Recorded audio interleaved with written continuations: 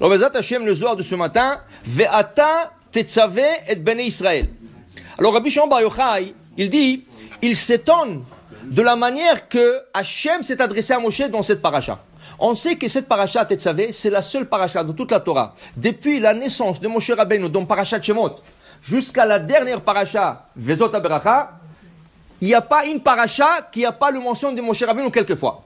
5 fois, 10 fois, pas important. Mais au moins une fois dans chaque paracha. C'est la seule cette semaine, Ve'ata Tetzaveh, il n'y a pas mention du tout le nom de Moshe Rabbeinu. Et pourquoi? C'était une forme, entre guillemets, d'une punition. Quand il a plaidé pour le peuple d'Israël que Dieu leur pardonne la faute du veau d'or, à certains moments qu'il voyait qu'Hachem ne voulait pas, il dit, vous voulez pas? Effacez-moi de votre livre. Je ne veux pas être mentionné dans toute la Torah. Je ne veux pas qu'on me dise pas dans une génération comment il n'était pas capable.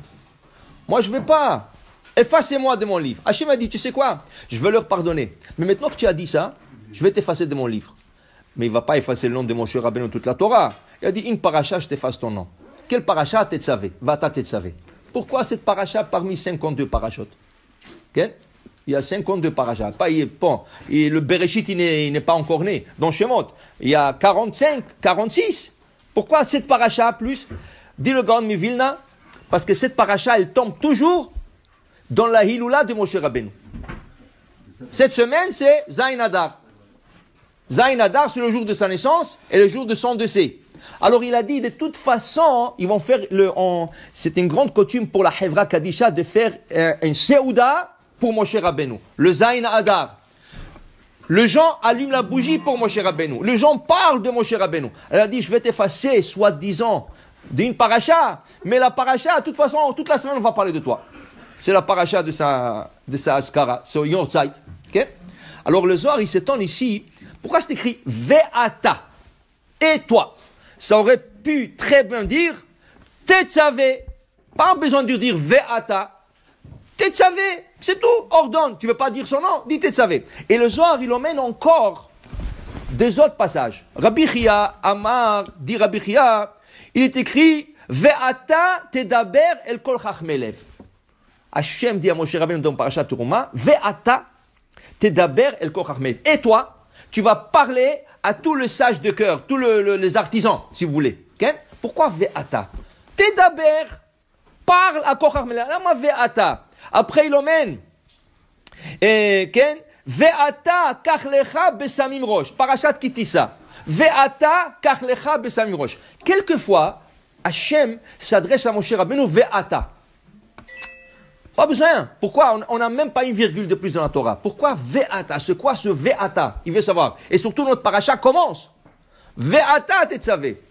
Dit le Zohar, Amar Rabbi Yitzhak, d'abord dit Rabbi Chia, et là, Kula beraza ilaha iu, la achlala shchinta be'ade. Le mot Ve'ata porte la shechina dedans. Il y a un nom sacré dans le Ve'ata. Alors, je vous explique. Dans le Mizmor 23, psaume 23 de Tehillim, Mizmor le David, Adonai roi lo echsar, bino de sher bitzeni, al mem nochot nealeni. Il dit ici, Gam ki elech begetzal mavet, lo irara ki ata imadi. De quoi parle David Amelech? Dit le Zohar dans un autre passage. Il dit, quand tu quittes ce monde, d'où est devenu ta neshama? Comment il est passé dans ce monde ta neshama? Il a traversé le Ma'arat HaMachpelah. Le Ma'arat HaMachpelah, c'est le caveau où ils sont enterrés Avraham, Yitzhak et Yaakov, le patriarche, le matriarche, Sarah, Rivka, Véléa, okay? Ils ont passé. Ta neshama, elle passe par là-bas, elle passe devant eux, et tu vas être sadique, hein? Fais attention, ne fais pas bêtise dans ce monde. Oui, oui, yallah, passe. Un bébé t'attend là-bas, tu dois rentrer dans son corps. Il rentre, il sort. Quand tu quittes ce monde, tu dois quitter de le même endroit où tu es passé. Okay? Alors, Ma'arat HaMachpelah, tu sors Ma'arat HaMachpelah, tu rencontres le patriarche et tu montes. Okay? Qu'est-ce qui arrive à quelqu'un qui est enterré en dehors d'Israël? En dehors d'Israël. Là, ça devient un peu plus compliqué. Un peu plus compliqué. Pourquoi? Parce qu'il faut que cette personne passe à travers ce qu'on appelle Mechilot. Mechilot, ça veut dire des tunnels, jusqu'à qu'il arrive en Israël, pour arriver à Ma'arat HaMachpelah, pour monter en haut. Et ces tunnels-là, ils sont tellement nombreux, okay?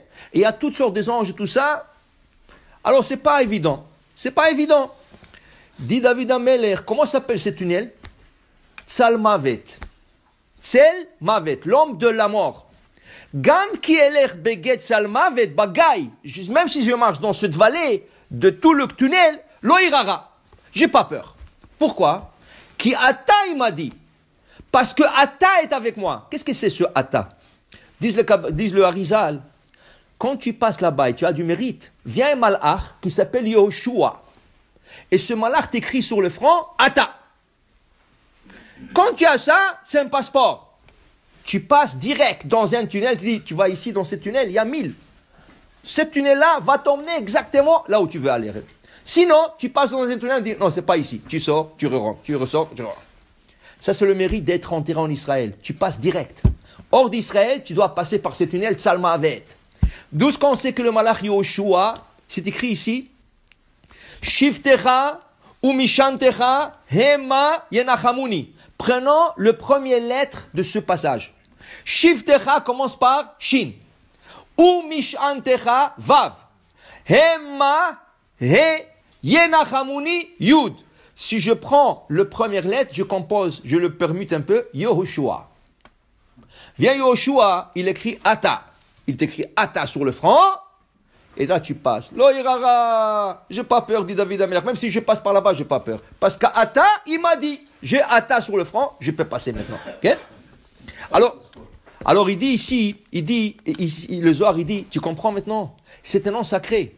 Si on s'adresse à Moshe Rabbeinu, Ve'ata tetzave et bnei Israël, okay? Il dit ici, Kula beraza ila'ayihu la'achlala shrinta ba'ade.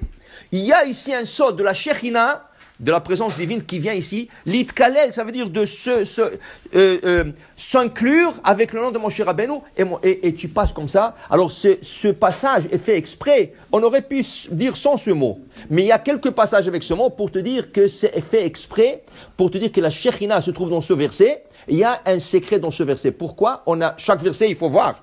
Il faut étudier chaque verset. Mais pourquoi on a introduit Ata? Mais pour te dire que Ata est un nom sacré. Alors pour dire, même de mots que tu vois dans la Torah comme ça, sache que chaque mot, il porte un sens et un secret derrière ce mot. Alors aujourd'hui, on a pris sur le mot Ve'ata. Baruch Adonai La'olam. Amen ve'amen.